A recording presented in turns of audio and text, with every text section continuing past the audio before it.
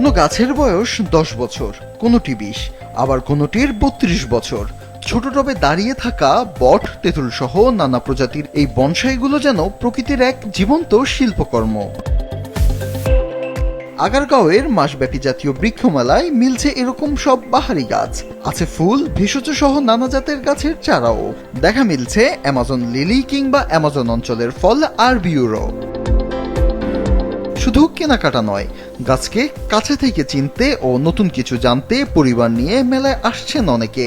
পছন্দের গাছ সংগ্রহের পাশাপাশি বাসা বা ছাদে বাগান সাজাতে কিংবা পরিচর্যা সম্পর্কেও পরামর্শ নিচ্ছেন কেউ কেউ। আম গাছ নিতে আসছি, একটা আঙ্গুর গাছ নেব, আর দেখি রামবুটান নেওয়া যায় কিনা। পটকামরিচ গাছ কিনতে আসলাম, যেহেতু পটকামরিচ গাছ নাই, আমরা লেবু গাছ নিছি।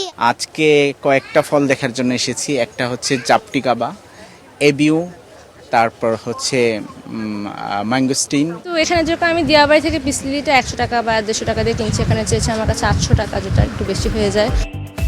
বিক্রেতারা বলছেন, নগর জীবনের সঙ্গে মানিয়ে যায় এমন বারান্দা ও ছাদে লাগানোর উপযোগী গাছের চাহিদাই এবার সবচেয়ে বেশি। 1 লাখ থেকে শুরু করে 25,000, 20,000, 10,000 এবং ছোট যে চারাগুলো এগুলো রয়েছে আপনার 1,000-1,500 এরকম। আগের মতো জায়গা বেশি নাই, মানুষ ঘরের ভিতরে যে গাছগুলো রাখা যায় এই ধরনের গাছে এখন আস্তে আস্তে চাহিদা বাড়ছে।